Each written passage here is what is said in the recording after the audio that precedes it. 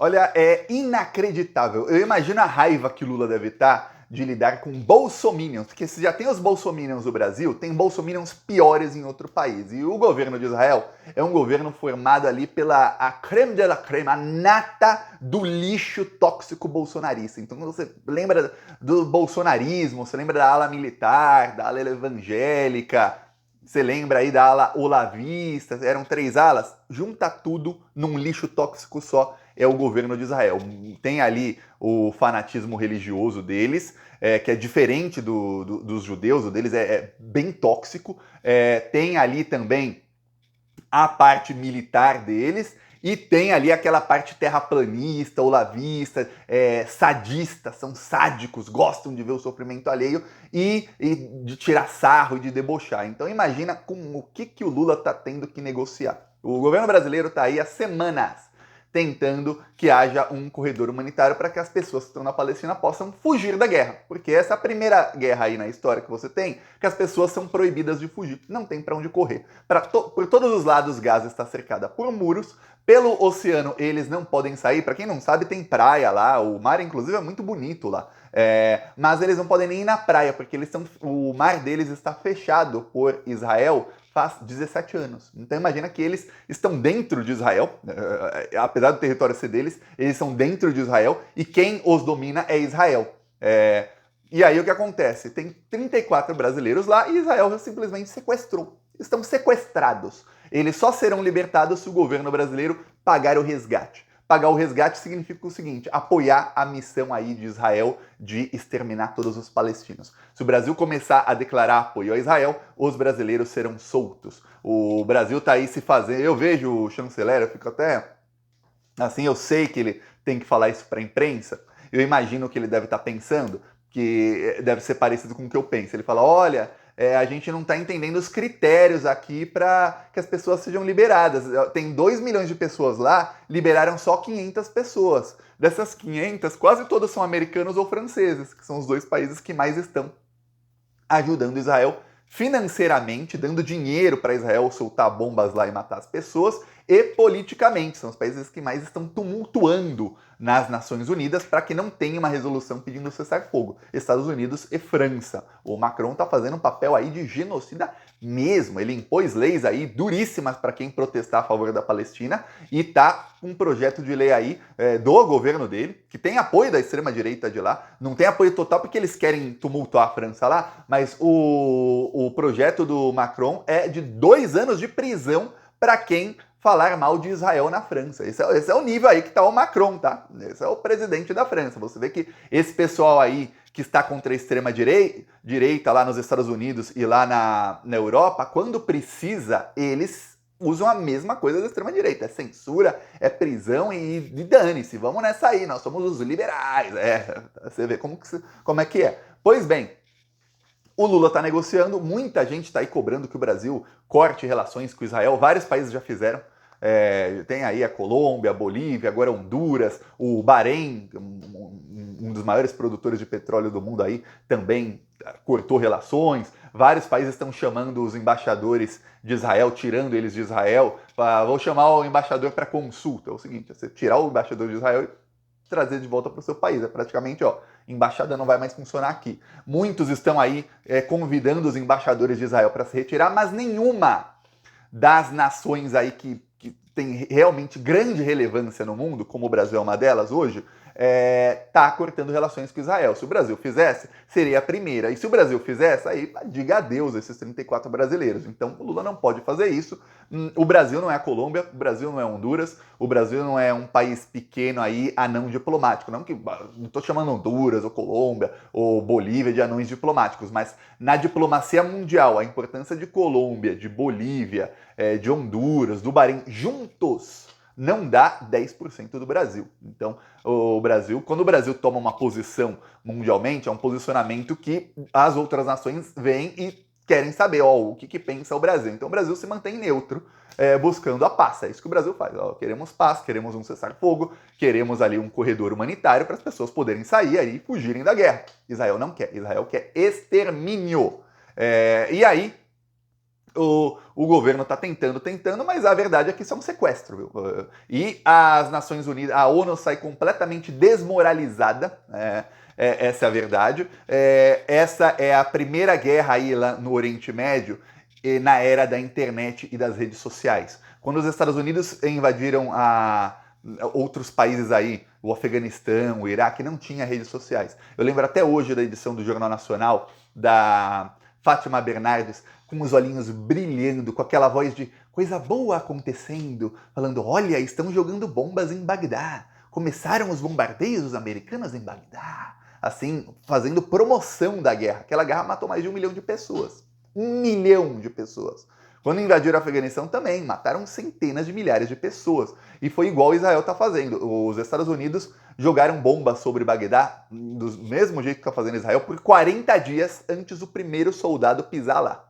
Então quem estava falando, nossa, como esses russos são malvados, morreram mais crianças em 3 semanas na Palestina do que em 1 ano e meio na Ucrânia. Veja bem, em 3 semanas morreu mais gente inocente na Palestina do que em 1 ano e meio na Ucrânia. Para você ter uma diferença. E lá quando começou lá na Ucrânia, você viu o Guga Chakra realmente mais descabelado que o normal, gritando e tal. Chegou a falar com o Celso Amorim, falou grosso, não sei o que, que o Brasil tem que se posicionar a favor da Ucrânia, que não sei o que. Você viu os comentaristas todos assim, porque isso é genocídio. Se você não condenar a Rússia e não for anti-Rússia e não for a favor de todas as sanções contra a Rússia, você apoia o genocídio. Aí agora, olha, mas essa destruição toda é boa para o Hamas, viu? Os soldados israelenses vão ficar em perigo. Olha, explodiu um hospital. Olha, o Hamas diz que foi Israel, hein? O Hamas está dizendo, quem diz é o Hamas. Nossa, morreram 700 pessoas num campo de refugiados. É um lugar onde só tem gente que perdeu tudo, cuja casa foi explodida. Só tem gente que teve uma desgraça muito grande na vida. Perdeu a casa, deve ter perdido parentes, esposa ou esposo, irmão, pai, mãe, filhos, tudo mais. Aí tá lá no campo de refugiados, aí eles foram lá e soltaram bomba no campo de refugiados.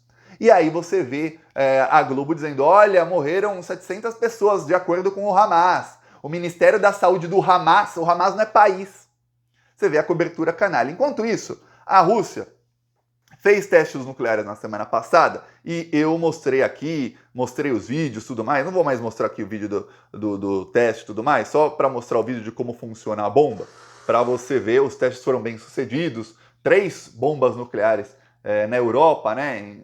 Tudo mais. Aí, essa aqui é como funciona a bomba. Ela vai por fora do planeta.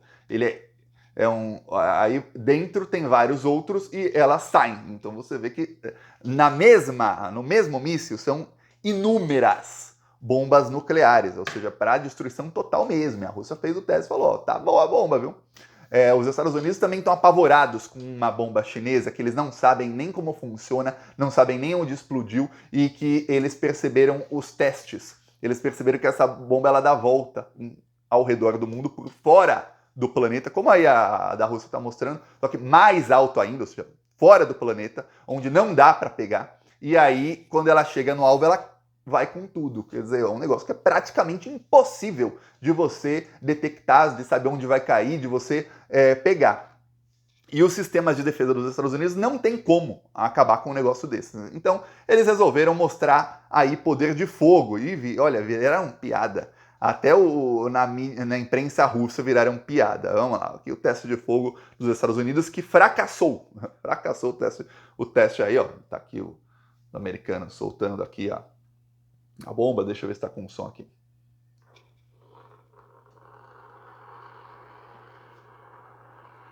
Aí vai sair o míssil.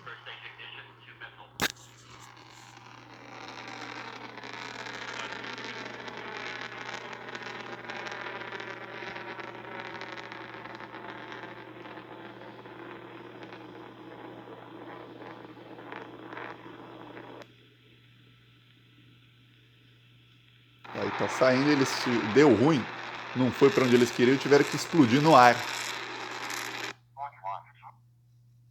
Explodiram. E aí não foi onde eles queriam, deu tudo errado, completamente errado o teste. Aí, inclusive, aqui Quer dizer, deu ruim, deu ruim. E aí a Rússia passou a fazer chacota com os Estados Unidos. Quer dizer, vocês têm armas que não são aí avançadas como as nossas, aí você quer fazer um teste aí nuclear para mostrar a força e dá errado. Esse é o seu poder nuclear que você está ameaçando aí com o negócio que se tivesse uma ogiva nuclear de verdade, você ia matar quem está fazendo o teste. É isso, porque caiu lá, a bomba subiu, caiu no mesmo lugar. Quer dizer, deu ruim o teste de vocês. Melhor parar aí, porque tá perigoso. O que acontece é o seguinte, agora outros países vêm, ó, não tá com aquele poder que estão falando que tinham. Inclusive, se você assiste aí os filmes, se você assiste a imprensa, não só brasileira, mas mundial, você nas últimas décadas foi aí doutrinado ou doutrinada, eu inclusive, de que os Estados Unidos têm o exército mais poderoso do mundo, as armas mais poderosas do mundo, a Rússia e a China ficaram lá nos anos 80, aliás, a China nem tem nada, só tem contingente humano, que tem 1 bilhão de pessoas lá. A Rússia ficou nos anos 80, e aí você vê, e o que acontece é que não. É que a Rússia tem as armas mais poderosas do mundo, os Estados Unidos não têm. Os Estados Unidos aí, que sempre são os bonzinhos, os que estão do lado da paz, é a primeira vez que temos uma guerra aí que tem redes sociais. Israel tá desesperada tentando cortar a internet de Gaza para que as imagens não venham, as imagens são horríveis. A opinião pública dos Estados Unidos está cada vez pior quanto a isso. Teve uma pesquisa aí feita por Harvard, e olha, eu fui ver as perguntas da pesquisa, é praticamente um crime. A maneira que eles fazem a pergunta já é induzindo as pessoas para que elas fiquem do lado de Israel. Mesmo assim, os mais jovens, de 18 a 34 anos, a maioria, 51% dos mais jovens, de 18 a 24, não 34, de 18 a 24 anos, disseram que numa guerra de Israel e Hamas ficam ao lado do Hamas. Veja, não perguntaram Palestina ou Israel, perguntaram Hamas ou Israel. 51% diz que fica do lado do Hamas. Quer dizer, desastroso para o Biden, porque esse é o público que vota nele. Quem fez o Biden ganhar a eleição foram os jovens, que engajaram muito nas redes sociais, fizeram muita campanha por ele e foram votar massivamente. Esses são os que estão mais irritados aí, de acordo com as pesquisas. E aí o recorte de 25 a 34 anos também é muito ruim para o Biden em vários pontos, principalmente no que diz respeito à maneira como o governo americano está agindo na guerra, dando dinheiro para Israel. Aprovaram agora 14 bilhões de dólares para Israel, ou seja, o fascista Netanyahu, nazi-fascista, joga a bomba, quem fornece a bomba e paga é o Joe Biden. São dois genocidas, você jamais vai ver aí gente aí descabelada na Globo News xingando o Joe Biden de genocida. Jamais, como faziam aí com muitos outros. Anteontem, as Nações Unidas, que a notícia saiu ontem porque foi anteontem, votaram sobre o embargo a Cuba. Um dos maiores embargos do mundo, que é realmente uma guerra econômica, é contra Cuba. Nenhuma empresa do mundo pode fazer negócios com Cuba. Se fizer negócios com Cuba, não pode, fica banida de fazer negócios ou em dólar ou com os Estados Unidos. Além disso, isso também serve para países. Aí ninguém vai deixar de fazer negócio com os Estados Unidos. Ninguém. Simplesmente ninguém.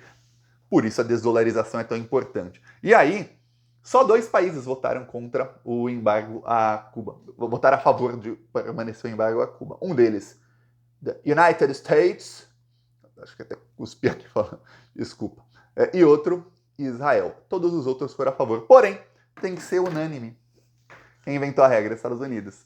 Enquanto isso acontece, eu mostrei aqui nas últimas semanas protestos aí massivos em todo o mundo pró-Palestina. E alguns desses protestos foram na Ásia. Esse aqui foi na Malásia, tá? Tem aqui o vídeo todo e tal, mas teve em toda a Ásia, teve na Europa, teve também no Brasil, em vários locais, mas alguns dos maiores do mundo foram na Ásia. E aí, os governos da Malásia, da Indonésia e da Tailândia, esses países juntos têm quase 400 milhões de habitantes, são eu somei, 390 milhões de habitantes.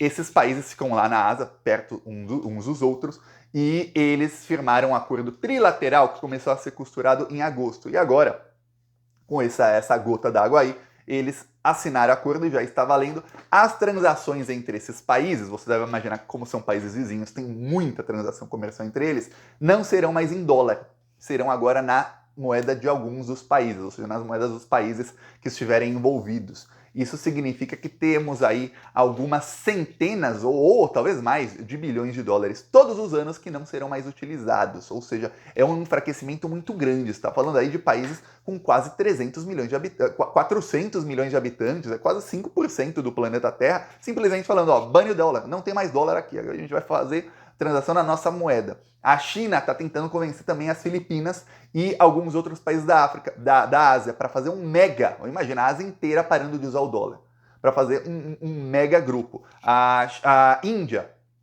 tá com uma nova rota que vai ser rival da nova rota da seda da Índia, da China. A China não está gostando muito da rota que a Índia está fazendo, que é uma rota que inclusive passa por Israel, que vai levar da Índia até a Europa. A China tem desconfianças com relação à Índia, porque o governo chinês pensa o seguinte, a Índia também tem 1,5 bilhão de habitantes, tem potencial também para ser um país extremamente poderoso. Se a Índia não andar, se a gente não caminhar juntos, é um problema lá na frente. Mas a Índia também está acelerando a desdolarização, porque esse corredor aí sendo finalizado, o que vai acontecer é que os europeus e os indianos vão começar a fazer transações sem usar o dólar. Isso é parte aí do plano. A guerra atrasa isso. A guerra está atrasando esse corredor. Aí você foi, mais um motivo aí para ter guerra, que os Estados Unidos querem guerra, estão dando grana para guerra. Então veja que as coisas estão caminhando de uma maneira que tudo tende, a tendência é essa, a que tenha uma guerra cada vez maior, que isso vá se expandir para outros países. O Irã tentou entrar via Iêmen, o Iêmen declarou guerra a Israel. Só que, pelo mapa, para as bombas de Iêmen chegarem a Israel, tem que passar pelo espaço aéreo da Arábia Saudita.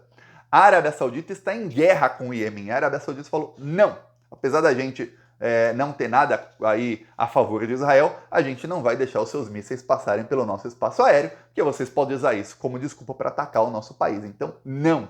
E a Jordânia também falou mesmo, que não quer que os mísseis passem lá. Então, para o Iêmen atacar Israel ou fazer alguma coisa, os mísseis têm que passar pelo oceano, onde tem os porta-aviões norte-americanos. Então, a situação aí é a seguinte, o Irã tentou usar o Iêmen para isso aí, a Arábia Saudita não confiou no Irã. Essa é a verdade. A Arábia Saudita falou, não confiamos em vocês. Para isso, não. Tamo junto, tal, não temos mais problemas aí como tínhamos antes, mas não vem passar míssil em cima do meu país, não. Aí já é demais, viu? Aí já é demais. Então o Irã tá vendo outra maneira aí de entrar nessa. Veremos aí o que vai acontecer. Mas segue firme e forte a desdolarização. E aí também a exposição do genocídio dos norte-americanos para o mundo inteiro, viu? Peço sua inscrição no canal. Falou!